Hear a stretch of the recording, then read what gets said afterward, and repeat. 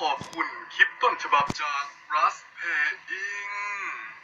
เอาละสวัสดีนักเรียนทุกคนวันนี้เราจะมาสอบความกล้ากันถ้าพร้อมกันแล้วเดี๋ยวเราไปสถานที่สอบกันเลยพร้อมไหมปัดโถจะถามทำไมว่าพร้อมไหมพร้อมไม่พร้อมจานก็พามาสอบอยู่ดีเลย อย่าบ่นตลอดไม่เบื่อหรือไงอ้าวแล้วนี่ดูคู่ของตัวเองไว้นะใครหน้าตาเหมือนกันก็จับคู่กันเอาไว้ บนดิจานพูดแบบเดิมตลอดพามาสอบตลอดจานไม่เบื่อหรือไงเรา เฮ้ยเงียบๆหน่อยดิไอ้สเกเลตันมาใครพร้อมจะมาคู่ข้าขอคู่สักคนดิแน่จริงก็ออกมาเด้ผมออกไปเองนะครับจานผมขออาสาซอมบี้คุงไม่ขนามือผมหรอกไหนมีอะไรโชว์ให้ข้าดูนี่เลยแกต้องไปเป็นทาสข้าเจ้าเอ็นเดอร์แมนแบบนี้มันหยาบมันฉันยอมไม่ได้แล้วซอมบี้อย่าหนีดิว่าแน่จริงอย่าหนีไม่จับซะทีเดียวแกมีปัญญาจับข้าแค่นี้เองเหรอวะเจ้าเอ็นเดอร์แมนมานี่มาสิซอมบี้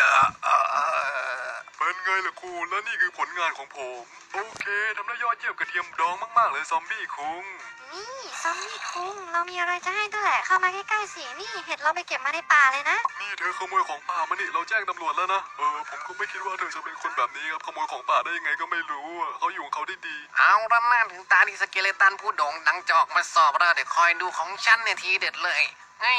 วิบวิวเจ้าหมาน้อยจงออกมาเบาๆผมมาแล้วครับเจ้านายมีอะไรตอบรับใช่หรอ ว่าไงเจ้าเด็กดีของพ่ออยากกินกระดูกไหมเนี่ยกระดูกชิ้นนี้ อยากกินสิครับพ่อโยนไปเลยเดี๋ยวผมจะตามไปเก็บเอง ตามไปเอามาเลยลูกพ่อโยนไปตรงนู้นแล้ว หน้าตูเลย นั่นกระดูกของผมใช่ไหมครับพ่อ ไปเอามาเลยลูกพ่ออย่าให้กระดูกหลุดไปได้ อย่านะเว้ยบ้า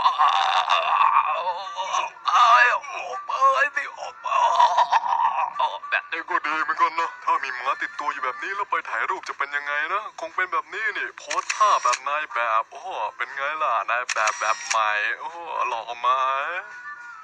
น่าจะดีเหมือนกันนะเนี่ยเรา ปัดโถเอ้ยครูเรานี่เพี้ยนไปหมดละเดี๋ยวฉันจะสอบความกล้าโดยการขี่ม้านี่แค่หลอดเจ้าม้าน้อยมาให้ฉันขี่ซะดีๆขี่ม้าเดินหน้าไปสิเจ้าม้าหยุดทำไมล่ะเฮ้ยแกบังอาจมากฉันจะจับแกมาทำโครงกระดูกแล้วฉันจะขี่มันนี่เลยเจ้าม้าคิดว่าจะหนีฉันพ้นละมันนี่ถ้าจะตอกแกเป็นชิ้นๆเลยมาสิแกเสร็จข้าแล้วต่อไปนี้เรียกข้าว่าโครงกระดูกเจ้าหญิงมา อาจารย์ครับผมไม่มีมือแล้วผมจะสอบยังไงผมต้องการใช้มือนะครับอาจารย์ โอเคมานี่มาเดี๋ยวครูจะเสกมือให้เดินเข้ามาใกล้ๆครูนี่มาเดินมาเอาแล้วนะครูจะเสกแล้วอันนั้นจะปาทาเยปาติเทเจยังท่องไม่เสร็จเลยแคลนโผล่แล้ว เย่ผมมีมือเหมือนคนอื่นสักทีเดี๋ยวผมไปสอบก่อนนะครับอาจารย์นี่คิปเปอร์เกิลเรามีมือแล้วเดี๋ยวเราไปจูจีกันในป่าดีกว่าช่างสอบมันเถอะเดี๋ยวเราไปกันปะ ก็ดีเหมือนกันนะคลิปเปอร์คุ้มในป่าไม่มีใครเลยช่างสอบมันเถอะฉันขี้เกียจสอบแล้ว เดี๋ยวจะไปไหนกันมาช่วยครูเอาหมาออกก่อนก็ยังดีตาผมใช่ไหมมานี่ดีซอมบี้คุงแน่จริงออกมาอะไรไม่ออกไปให้โง่หรอกเว้ย จานครับซอมบี้คงไม่ยอมออกมางั้นจานมาอยู่นี้หน่อยก็ได้นะเดี๋ยวผมช่วยเอาหมาออกให้ดีมากเลยเอ็นเดอร์แมนนี่ช่างเป็นคนที่มีน้ำใจจริงๆเลยเอางี้จานผมมีวิธีเอามันออกอยู่จานทำตามผมแล้วกันนะให้จานทำไงว่ามาเลยขาออกนิดนึงจานนิดอีกแล้วก็เอามือขึ้นมาแบบนี้แล้วทำไงต่อเอ็นเดอร์แมนไม่ต้องทำไงต่อหรอกจานผมแค่หลอกเตะจานเฉยๆเอาซะจานหน้าทีมเลยเอ็นเดอร์แมนแกเอาแค่4 บวกมาแล้วกัน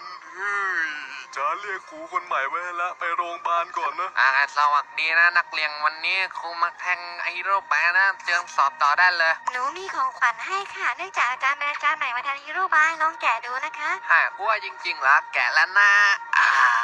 แหมอาจารย์คนนี้มาไวไปไวจริงๆเลยให้มาสอนแค่แป๊บเดียวเองเอาละครูกลับมาแล้วครูต่อไปเชิญเลยเยลลี่คุงกับเยลลี่เกิลอาจารย์ครับทำไมต้องเป็นสระน้ำด้วยล่ะผมไม่อยากลงน้ำเลยใช่ไหมเยลลี่เกิลเธอก็ไม่อยากลงน้ำใช่ไหมน่ากลัวจังเลย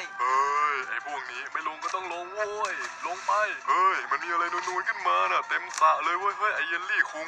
ลงไปสิเยลลี่เกิลยืนทำหน้าเป็นเยลลี่อยู่ได้ลงไปก็หนูเป็นฉลามที่หน้าตาเหมือนเยลลี่ไงคะหนูคิดออกแล้วว่าจะทำอะไรนี่เยลลี่คุงเรามาเล่นเกมกันดีกว่าเล่นกันแบบนี้ก็ได้เหรอตีกันไปตีกันมาเกมโคตร เก่าเลย โอเค ก็ถือว่าทำได้ดีนะถ้าคิดอะไรไม่ออกเอาละคู่ต่อไปสไปดี้คุงครูครับเดี๋ยวผมจะทำอะไรที่มันพิสดารให้ดู ผมเป็นสไปเดอร์แมนเดี๋ยวผมจะไปเต้นกอบกองไฟให้ดูนะครับลาลาลานี่คือกองไฟใช่ไหมฉันไม่กลัวนายหรอกฉันกระโดดข้ามแล้วนี่1 ครั้ง 2 ครั้งเป็นไงล่ะไฟติดช่วยด้วยไฟติดช่วยด้วย ตายกาไฟเลยปัดโถเอ้ยสไปดี้คุงไม่น่าห้าวเลยไอ้นั่นแกซอมบี้กินเพื่อนแล้วอะ อร่อยดีนะ วายอะไรอยู่ข้างหน้าเนี่ยโอ้ยน่ากลัวแบบนี้ต้องพ่นใหญ่ใส่อะเชอก็จบกันไปแล้วครับสำหรับการพากย์